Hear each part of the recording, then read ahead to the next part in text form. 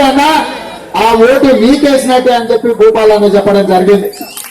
ఇక మా గణేష్ చెప్తున్నాడు, అన్న ఏదేమైనా ఇక్కడ ఎవరు గెలవాలన్నా ఎవరిని ఓడించాలన్నా మన పాలమూరులో నిర్దేశిస్తారు. మన పాలమూరులో ఏది అనుకుంటే అదే ఇక్కడ జరుగుతుందని చెప్పి సోదరుడు గణేష్ చెప్పడం జరిగింది. మరి ఇవాళ అంత దూరం నుంచి ఎన్నో కార్యక్రమాలు ఉన్నా ప్రకాశాన్ని చెప్పిందని చెప్పి అవన్నీ కూడా రద్దు చేసుకొని మీ దగ్గరికి నేను కలవడానికి వచ్చిన. ఇవాళ మన ఆత్మగౌరవానికి సంబంధించిన సమస్య ఇవాళ ఎక్కడో మెదక్ జిల్లాలో ఉండే కేసీఆర్, కరీంనగర్ జిల్లాలో ఉండే కేటీఆర్, సిద్దిపేటలో ఉండే హరీష్ రావు, నిజామాబాద్ జిల్లాలో ఉండే కవితమ్మను గెలిపిస్తారా? మీ బిడ్డను మీరు ఆశీర్వదిస్తే పాలమూరు జిల్లా పేరును రాష్ట్రం మొత్తం పెంచడానికి రాష్ట్రంలో పాలమూరు బిడ్డ అంటే ఇట్లా ఉండాలనే గౌరవంగా వచ్చిన నన్ను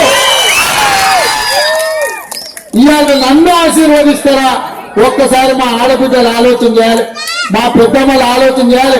మీ బిడ్డకు వచ్చిన వీడికి మీ ఆశీర్వాదం కోసం వచ్చినా మీరు ఆశీర్వదించి గెలిపిస్తే రేపు ఈ రాష్ట్ర రాజకీయాలను కీలక మలుపు తిప్పే బాధ్యత పాలమూరు బిడ్డగా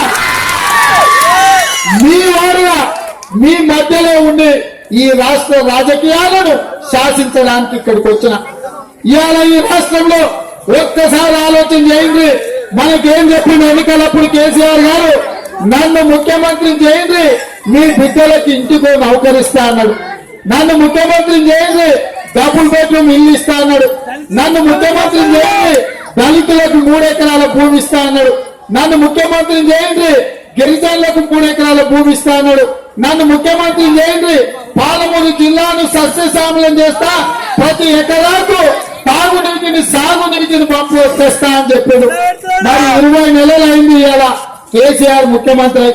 మన బస్తీలకు వచ్చిండా? ఒక్కసారైనా మనల్ని చూడడానికి వచ్చిండా? మనం సచ్చినమా, బతికినమా, సమాధానాలు ఉన్నామా, లేకపోతే మన శవాలై మనలు ఎప్పుడైనా వచ్చి మనల్ని అడిగిందా? ఒక్కసారి మనం సచ్చినమా, బతికినమా అని చూడవాడు. ఇవాళ మనం బతుకున్నాం కాబట్టి ఆయన ఏజెంటులు గంగిరెద్దు లేక జూపల్లి కృష్ణారావు మన సందులలో వ్యక్తుడు ఎన్నడైనా మన దగ్గరకు వచ్చిందా? జూపల్లి కృష్ణారావు వచ్చిందా?